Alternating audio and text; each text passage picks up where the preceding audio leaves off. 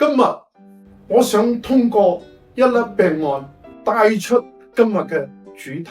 80歲太太右邊股骨頭壞死，喺治療期間，佢同我講佢有失眠、便秘、汗症，左邊小腿晚黑抽筋。咁我用咗一啲中藥，抽筋嘅問題解決咗，便秘嘅問題完全解決咗，佢好開心。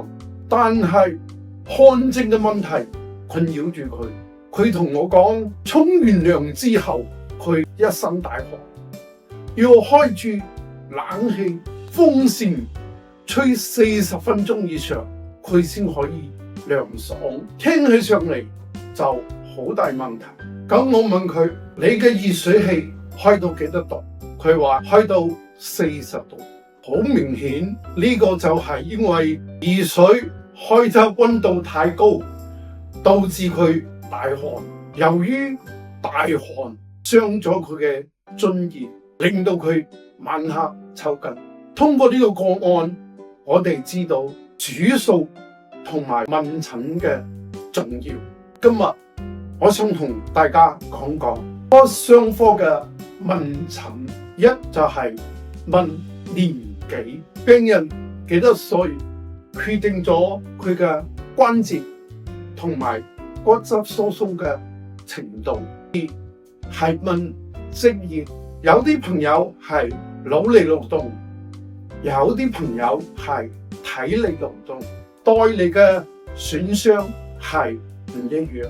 第三係問佢疼痛嘅部位係一片痛啦，係放射痛，放射到邊個位置，放射得越遠，證明病情越嚴重。問寒熱，疼痛嘅部位係發熱而係怕凍。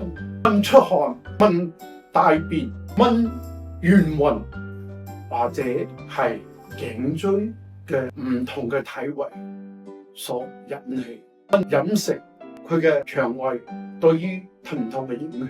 問睡眠，好多朋友就係晚黑先會疼痛，最難忍嘅就係腫瘤病人，晚黑非常之疼痛。仲有一種病人係周圍神經受到卡壓，夜晚都會產生疼痛。問朝早會唔會嚴重啲？活動之後會唔會減輕？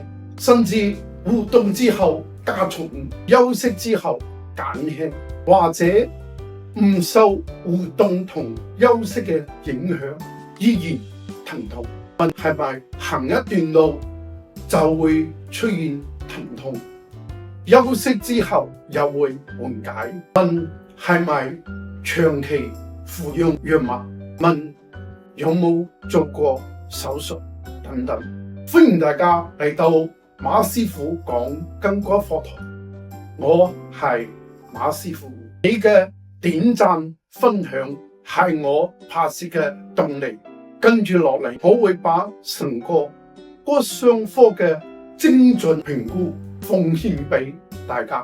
多謝關注。